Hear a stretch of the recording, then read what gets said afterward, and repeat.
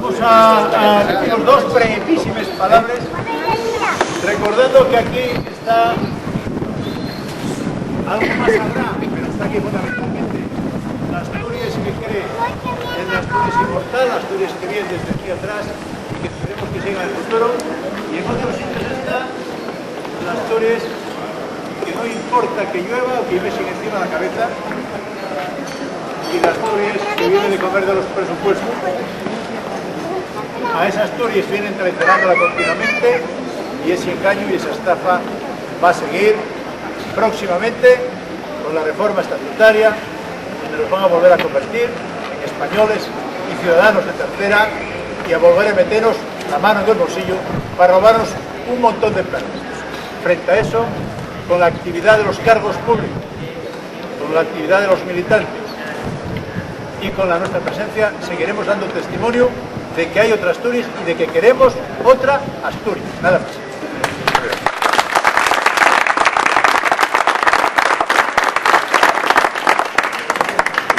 Yo creo que lo único que cabe hacer, además de lo que ya comentó Joan, es hacer una llamada una vez más, no sé cuántas van, pero una vez más a la reflexión en un día como el de hoy, porque posiblemente todo esto se pueda sintetizar de una forma muy simple. Asturias, que ha perdido el tren económico y ha desaprovechado los años de bonanza que acaban de suceder, por eso nuestros chicos tienen que seguir marchando, está perdiendo el tren autonómico, y una vez que haya perdido el económico, que ya perdió, y el autonómico, que está a punto de perderlo, perderá el tren social, porque se quedará sin capacidades ni recursos para resolver. Yo creo que esto es lo que los asturianos tienen que resolver. Y ya no vale echarle las culpas a nadie, ni hablar de lo que los demás hacen, sino tal vez haya llegado el momento de empezar a que nosotros mismos, los asturianos, pensemos en lo que nosotros no hacemos, no en lo que los demás hacen, sino lo que nosotros no estamos haciendo. No podemos seguir celebrando a Días de Asturias un día, un año detrás de otro, diciendo sistemáticamente lo mismo. Como decía antes Joan, los asturianos tenemos que decir qué Asturias queremos.